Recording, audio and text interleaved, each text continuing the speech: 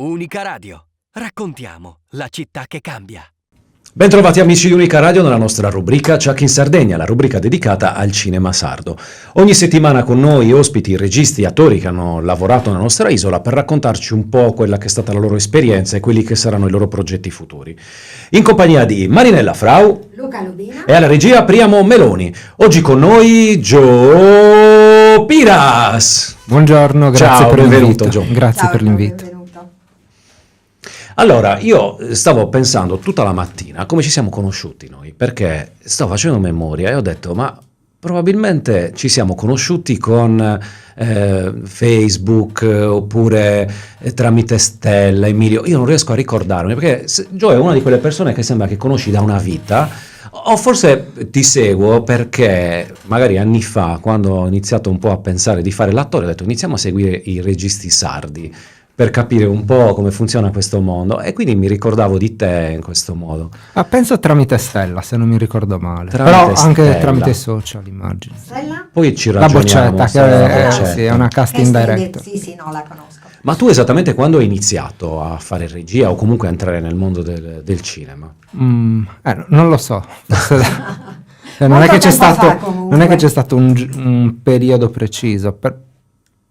Probabilmente quando mi sono iscritto qua all'Università a Cagliari, che era il 2008, c'era un po' l'onda studentesca, le proteste contro la Gelmini, e io avevo girato un piccolo documentario con una Handycam, e forse è stato lì l'inizio vero e proprio. Che ti si è accesa la lampadina in quel momento oppure lo No, sognavi già di fare da tempo? No, era... io avevo già fatto la scuola di cinema quando poi mi sono iscritto Tu ti all'università. sei diplomato in regia e Sì. cinematografia all'Accademia Nazionale del Cinema, sì. a Bologna. Sì, Quindi sì, avevi iniziato da ragazzo proprio. Sì, Perché lì ci sono entrato a 18 anni.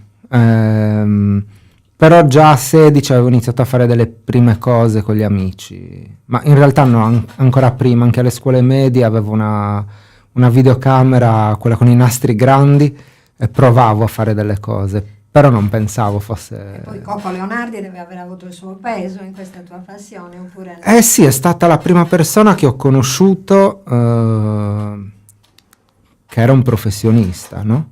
Un grande professionista, quindi lì ho capito, cioè è stato lui che mi ha parlato di un corso di sceneggiatura che tenevano a Nuoro, c'era Antonia Iaccarino che lo teneva, e quindi a 16 anni partecipai a quel corso là, ed è stato lì, forse lì, che ho detto che è quello che vorrei fare nella vita. Quando è che ti sei sentito il regista e hai detto sono un regista? No, non lo dico ancora. No, non lo so, allora c'è una distinzione, perché in inglese, cioè gli inglesi si definiscono filmmakers, anche se tu senti parlare, che ne so, Christopher Nolan o Steven Spielberg, parla di se stesso in quanto filmmaker, non in quanto film director.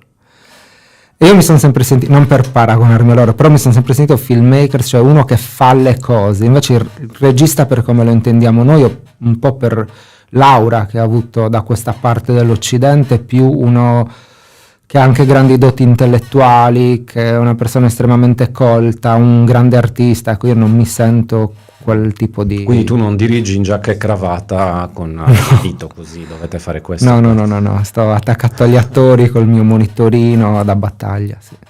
Quindi tu filmmaker, Sì, no, mi sento più un artigiano che un artista, no? Cioè uno che ci Fotografo. mette le mani, che usa la camera, che monta i suoi lavori. Non sono quello che sta seduto su una sedia a guardare uno schermo. Non Quindi ci indipendentemente dal budget, tu comunque sei uno che si mette in mezzo Sì, sempre. con le mani. Raccontaci un po' del tuo ultimo progetto, di quello che hai appena finito di girare, come si chiama e da dove è nata l'idea, perché ho visto che la sceneggiatura è stata fatta, è tua e di Francesca Scano. Di Francesca Scano. Sì, Raccontaci un allora abbiamo appena finito di girare quello che poi è il mio primo lungometraggio, una volta che uscirà.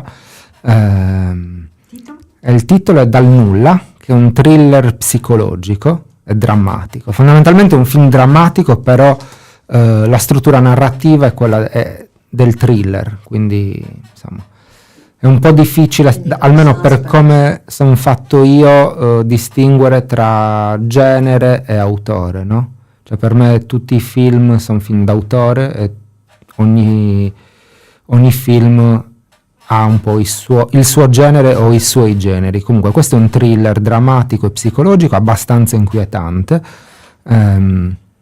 L'idea è nata tanti anni fa, davvero tanti, non avevo capelli bianchi veramente, perché l'ho avuta che avevo 30 anni, non avevo nemmeno compiuto 30 anni e sono passati 7 anni da allora. Quindi allora l'idea, ora io mi sto immaginando un attimo come può essere la nascita di una sceneggiatura, un po' di una storia. Dove eri?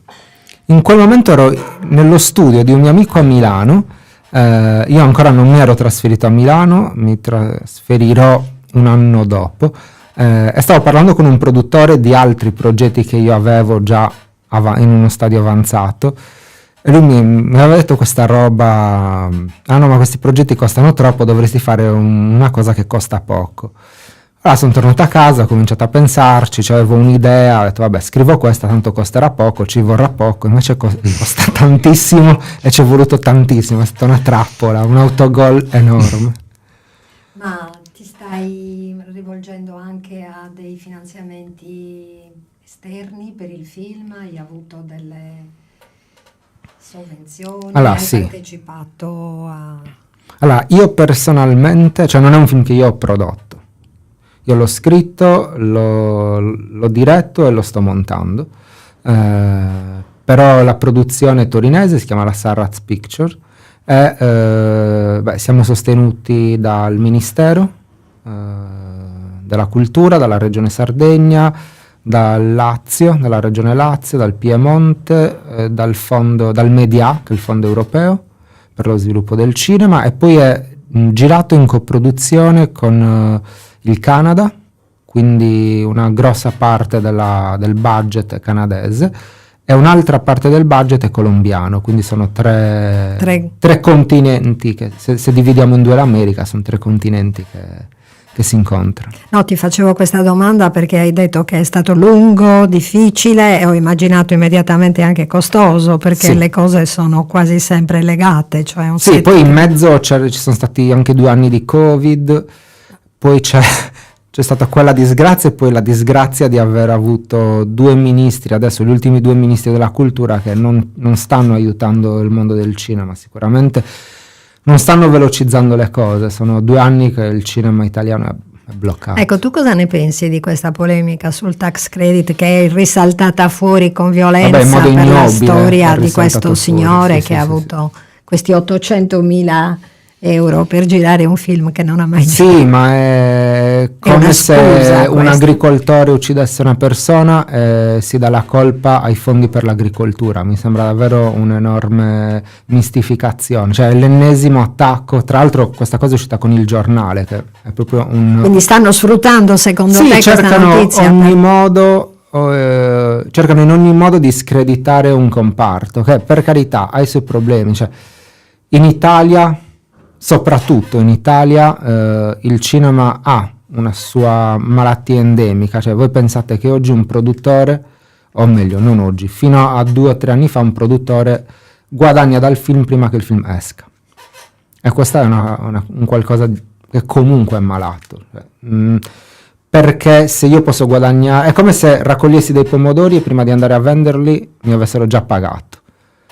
Prima ancora di sapere se li comprano. Sì, non funziona così, e quindi questa cosa ti porta, intanto secondo me diminuisce tanto la competizione e la ricerca di cose che possono funzionare, però dall'altro c'è un altro problema in Italia di cui nessuno parla, è che le sale cinematografiche purtroppo sono vittime di un monopolio. Quando esce il film Marvel lo trovate su 7 sale su 8. Questa cosa ad esempio in Francia non può succedere. In Francia c'è una legge che dice che un film non può essere proiettato in più di tot sale, e in questo modo tante altre sale restano libere e disponibili per film francesi o diversi. Sì, in ce ne ha Italia parlato invece proprio Fabio Testi ieri, la settimana se viene scorsa. fuori il film della Disney, il film della Marvel o un film grosso, quel film monopolizza tutto e le sale sono monopolizzate in Italia, per cui da quel punto di vista lì, se quel sistema non si cambia, i produttori non possono poi investire perché sanno che il film esce ma non ha spazio nelle sale. Per cui Quindi non sono motivati. no, non è che sono spaventati, perché se a quel punto il rischio di impresa è davvero alto, se fuori il mercato non è libero. Quindi i produttori sono a oggi per lo più, poi non è tutto così, perché ci sono anche tanti investimenti privati, però le sovvenzioni pubbliche aiutano tanto il cinema in Italia, ma allo stesso tempo si dovrebbe agire anche sul monopolio Nelle in sale. multisala soprattutto, perché quello è uno scandalo, c'è un cartello che è difficile buttar giù. Come sceglie Joe i suoi attori? Bella domanda. Posso dirti che in realtà non ho una risposta, nel senso che dipende dal ruolo forse. A volte quando uno scrive ha già in mente qualcuno, almeno una sorta di wish list, no? Di lista dei desideri di attori che vorrebbe, o magari ha proprio in mente un attore preciso perché lo conosce. A volte invece non si ha in mente nessuno, o faccio un esempio, una cosa che dico spesso ai miei amici attori o anche durante i casting, che non vengono scelti gli attori perché sono i migliori, vengono scelti gli attori perché funzionano assieme a tutti gli altri attori, cioè quelle facce, le altezze, il peso, le caratteristiche si sposano con tutto il resto del cast. Ok, se io ho la protagonista del film che è alta 1,50 m, il coprotagonista difficilmente, a meno che non sia voluto, può essere alto 2,10 m. Ok, Sì, certo. Certo, quindi questo un discorso proprio di tendenzialmente abbinamenti, sì, anche fisici. appunto, a meno che la sceneggiatura non ti dica una cosa del genere, per cui se vuoi Salma Hayek e The Rock perché è una commedia e vuoi giocare su questa cosa qua, allora vai a cercarti quella cosa. Però se è un film drammatico in cui magari vuoi stare vicino al corpo degli attori, hai bisogno di un bilanciamento nell'immagine, quindi avere magari degli attori che hanno più o meno la stessa corporatura. Quindi spesso non è solo la bravura di un attore, ma c'è tanta fortuna là nella scelta di un ruolo, perché spesso si decide. Ad esempio, io nell'ultimo film infatti, volevo solo una persona con gli occhi chiari, tutte le altre dovevano avere gli occhi scuri. Ho scartato un sacco di attrici brave che potevano funzionare perché non avevano gli occhi del colore che volevo io, però perché era importante nella sceneggiatura. Certo. Ma quante volte l'hai stravolta la sceneggiatura? Troppe perché è passato tanto tempo, e quindi un po' la cosa strana del cinema, nel mio caso è passato davvero tanto tempo, però mediamente un'opera prima in un sistema che funziona impiega dai 4 ai 6 anni ad essere realizzata, e quindi la difficoltà è tenere accesa quella fiamma per tutto quel tempo. Io non sono la persona che ha scritto quel film all'inizio, oggi ho altre urgenze, priorità, esigenze, certo. Vedo il mondo in un altro modo. Poi il mondo è cambiato in 6 anni. Vorrei Oggi esce un film che... vorrei raccontare altre storie, per cui cambia, perché cambi tu, perché è un qualcosa che si scrive e si riscrive continuamente, perché magari cambiano anche i fondi da cui... Vi faccio un esempio: all'inizio questo film doveva essere coprodotto con la Germania, e la protagonista del mio film partiva dalla Germania e c'era un assetto totalmente diverso. Quando è saltata quella coproduzione ho dovuto riscrivere totalmente l'inizio del film perché i fondi venivano da un'altra parte, quindi rimmaginarsi un setup con un'atmosfera diversa, un immaginario diverso, che poi porta delle piccole modificazioni nell'arco narrativo del personaggio, nell'arco di crescita del personaggio durante tutto il film. Quindi è una riscrittura costante, ma l'abbiamo riscritto anche in fase di... mentre giravamo, perché magari c'erano delle condizioni che cambiavano. Banalmente io volevo, che ne so, la pioggia ma c'era il sole, per cui, oppure non poteva esserci una location e quindi bisognava o tagliare o riscrivere delle scene, quindi...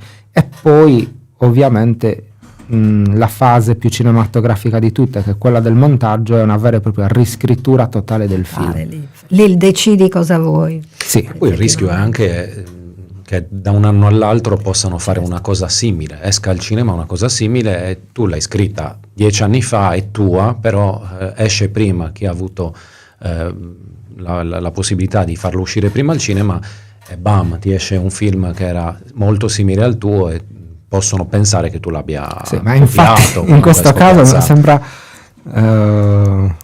fatta apposta è uscita da poco una serie svedese, Thriller. Allora, questo film in realtà doveva anche essere coprodotto con la Svezia, quindi loro hanno avuto una sceneggiatura del film 4 anni fa, e adesso è uscita una serie che ha il setup identico all'inizio a quello che sarebbe stato poi l'inizio del mio film. Io un po' l'ho cambiato, però la Ed è protagonista svedese la serie? è svedese, i primi 10 minuti sono identici. Caspita. Quindi quando l'ho vista mi sono gelato, ho detto aiuto, cosa sta succedendo? Poi per fortuna si va in Prende direzione, un'altra si strada. va, è un'altra roba, però il setup è identico. E Cioè, secondo te è casuale, scusa? Oppure io penso di no, perché sono abbastanza sicuro che quella produzione ha letto quella sceneggiatura, però chi lo sa. È molto difficile, perché davvero la protagonista c'ha una cicatrice in testa esattamente nello stesso posto dove c'è la mia. insomma. Vive lontano, torna perché succede un fattaccio alla sua migliore amica in un paese piccolissimo. Nello stesso tempo sparisce una bambina. Queste cose sono i primi 5 minuti del mio film, e sono anche i primi 5 minuti di quella storia. Caspita. Identici. Sì. Quanto è durato il set? Quanto è durato? Allora, abbiamo girato 35 giorni, abbiamo fatto altre 3-4 settimane di preparazione prima. Quindi in 2 mesi? Sì, 1-2 settimane in più ci avrebbero aiutato. La preparazione l'avete fatta online, No. videochiamate oppure fisicamente? No, si fa fisicamente. Cioè, intendo gli scenografi che preparavano le scenografie, i costumisti che preparavano i costumi, poi c'era da confermare le location, fare un po' di prove con gli attori, tante altre cose da fare. Dove avete girato? Abbiamo girato Allora, il film è ambientato in Barbagia, in una Barbagia che però non esiste, perché è la Barbagia di Fraus, e Fraus non è un paese esistente. Però abbiamo girato tra Busacchi, tutto il circondario di Gavoi, Orgosolo, Fonni, quella zona là, e poi Roma. Quindi L'inizio del film è a Roma, cioè la protagonista vive là e poi banalmente muore la sua migliore amica, che si toglie la vita, quindi torna in Sardegna dopo tanto tempo per assistere, cioè per il suo funerale. Però una volta che arriva in Sardegna si rende conto che forse l'amica non si è suicidata. Ecco, questo è un po' l'innesco della Ecco, il storia. thriller. quando lo vedremo? Ecco, questa è una bella domanda. Posso dirti che secondo me, però davvero ci sono tante variabili, però secondo me il film sarà finito intorno alla metà di novembre, più o meno, quindi parliamo del 2026 come data d'uscita. Perfetto. Ok, invece il film a cui sei più legato tra quelli che hai fatto? Penso che sia Un atto di dolore, credo, che è il mio primo vero corto maturo, che è un corto, anche lì è un corto molto drammatico, però è la prima volta che ho usato il thriller come struttura narrativa. Racconta fondamentalmente la storia di abusi nella Sì, Chiesa di Cattolica. abusi. È quello con Quello- Emilio Pugioni. Sì, Alessandro Spedicati. E penso per tante ragioni, in parte personali, in parte relativa davvero al fatto che è il primo lavoro in cui io mi sono messo in gioco maturo con un linguaggio preciso e che è andato anche bene a livello festivaliero, quindi mi ha portato... Sì, ha avuto dei premi, delle Sì, segnalazioni. sì. È anche quello in cui ho ricevuto il premio che per me è più importante, che è il premio speciale Basaglia, istituito dalla Fondazione Basaglia, viene dato a chi racconta meglio la sofferenza psicologica. E ci sono molto legato perché ho lavorato con delle persone, dei sofferenti mentali, e quindi so chi era Basaglia e cosa significa quel premio per me. Cioè, l'unico di cui appunto mi vanto e riesco a parlarne con orgoglio, gli altri un po' mi imbarazzano, però quello è davvero una cosa di cui sono contento. Invece il film che ti ha fatto dannare di più? Oddio, questo. Questo. Non ci devo pensare. Questo è un lungometraggio. Sì, è lungo, però è stata C'è stato davvero io tutte le mattine, mentre prima di girare, quando mi svegliavo dicevo, ok, questo è il mio Vietnam personale, vorrei scappare, però no, devo sorridere e andare avanti. Ma il tuo Vietnam dalla parte degli americani? No, quello me lo chiedevo, che secondo quale delle due non parti? sapevo da chi fossi, però in entrambi nella casi, giungla. in entrambi i casi penso che ci abbiano perso un po' tutti. Ah beh, sicuramente. Beh, se no non tutti sarebbero registi, bisogna avere una forza, una determinazione incredibile. Sì, ma è davvero... non è solo una questione di soldi alla fine, il cinema. No, io davvero spesso è una questione di fortuna. Cioè, noi abbiamo avuto tantissime condizioni avverse. Banalmente dovevamo girare delle scene molto importanti, pioveva, e per me poteva anche funzionare, nonostante è più difficile girare sotto una pioggia vera che non puoi controllare. Però non è che pioveva e basta, pioveva, c'era un vento atroce e ogni 10 minuti usciva il sole.